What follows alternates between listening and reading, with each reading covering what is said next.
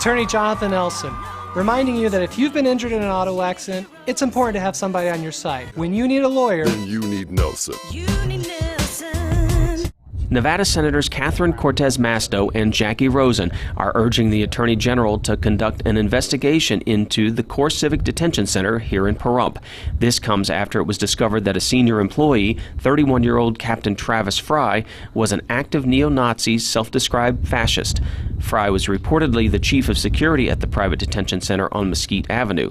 Vice News reported that they located posts from Fry stating that he was interested in organizing for the Traditionalist Workers' Party, or TWP, in Indiana, where he worked for CoreCivic in 2016 and 2017. According to the Southern Poverty Law Center, which tracks extremist groups, the TWP is a neo-Nazi group that advocates for racially pure nations and communities and blames Jews for many of the world's problems.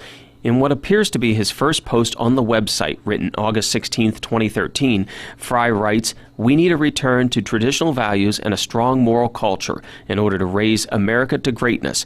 Homosexuality, abortion, transgender rights, and a weak, watered-down, feminized Christianity are the signs of our dying civilization.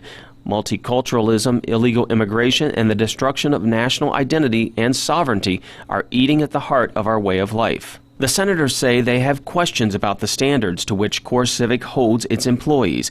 In the letter written last week to the Department of Homeland Security's Inspector General, they wrote, "It is imperative that any private company contracted with the federal government to operate a detention facility be held to the highest standards of care and management."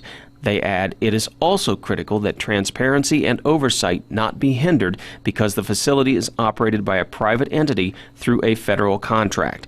The two senators add that with overwhelming evidence that hate crimes are on the rise in the United States, it is critical for our government to take concrete steps to combat them.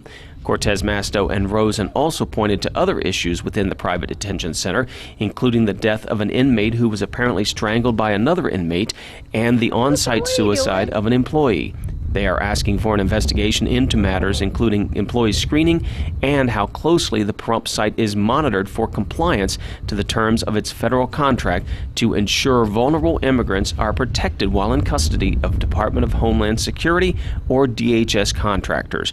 CoreCivic released a statement saying, "We care deeply about our employees, communities, and the individuals in our care, and we do not tolerate discrimination of any kind."